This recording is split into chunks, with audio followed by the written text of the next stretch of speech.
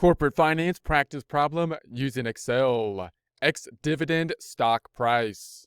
Get ready, it's time to take our chance with corporate finance. Here we are in our Excel worksheet. If you have access to the Excel worksheet and would like to follow along, note that we're in the practice tab as opposed to the example tab. The example tab in essence being an answer key. Information on the left-hand side, we're going to populate that into the blue area on the right-hand side, looking at the ex-dividend stock price. We have the market price the day before the stock goes ex-dividend. Ex-dividend basically means that it's going to be trading not including the dividend or the next dividend that would be going out. Therefore, you would think that that would lower, in essence, the value of the stock due to that. We got the annual dividend at the 7%. Dividends go out on a quarterly basis. Let's first calculate the stock decrease after the ex-dividend. So we're going to say, all right, well, the annual, it says here we have the annual yield at the 7%. So 7% on the yield, and we have the market price. Market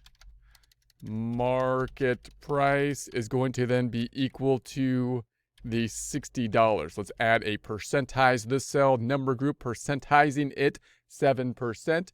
We're then going to underline this. So we're going to say there's the underline, and then we have the yield.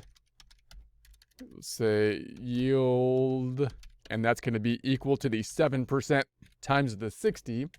And that goes out. Let's add a couple decimals here. Number group, couple decimals, adding a couple decimals. And then the payments per year, is because it's quarterly, so the payments per year are quarterly, so we have 4 of them. I'm just going to hard code the 4 payments per year. Let's underline that and go to the font group and underline. That'll give us our total.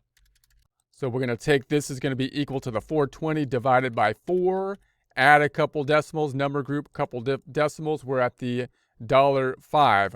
So, of course, the yield is the annual yield, and we're talking about the next dividend being a quarterly dividend. So that's why we're going to break it down, divided by 4 to get that 1.05.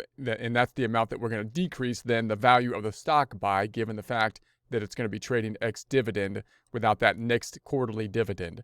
So then we're going to say, all right, let's take the stock price with the dividends. So say stock price with the dividend included, which was 60.